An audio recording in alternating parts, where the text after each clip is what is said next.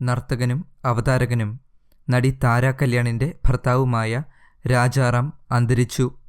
ഡെങ്കിപ്പനി ബാധിച്ച് ചികിത്സയിലായിരുന്നു അദ്ദേഹം.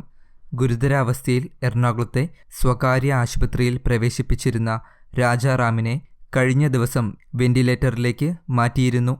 നർത്തകൻ, കൊറിയോഗ്രാഫർ, ചാനൽ അവതാരകൻ എന്നീ നിലകളിൽ പ്രശസ്തനാണ് രാജാറാം.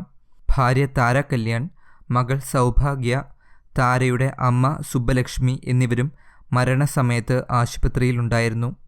സീരിയലിലും സിനിമയിലും ചെറുവേഷങ്ങളുമായി നിറഞ്ഞ നടനാണ് രാജാറാം. പ്രാദേശിക ചാനലുകളിൽ അവതാരകനുമായിരുന്നു. ഡാൻസ് അധ്യാപകനെന്ന നിലയിലാണ് കലാരംഗത്ത് കൂടുതൽ ശ്രദ്ധേയനായത്. ഭാര്യ താര കല്യാണുമൊത്തും നൃത്തവേദികളിൽ എത്തിയിരുന്നു.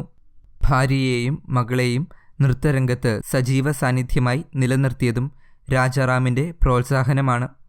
മലയാള ചിത്രങ്ങളിൽ ജൂനിയർ ആർട്ടിസ്റ്റായിട്ടായിരുന്നു രാജാറാമിൻ്റെ സിനിമാ ജീവിതം ആരംഭിക്കുന്നത്. പിന്നീട് കൊറിയോഗ്രാഫർ, ചാനൽ അവതാരകൻ എന്ന നിലയിലും ശ്രദ്ധേയനായി.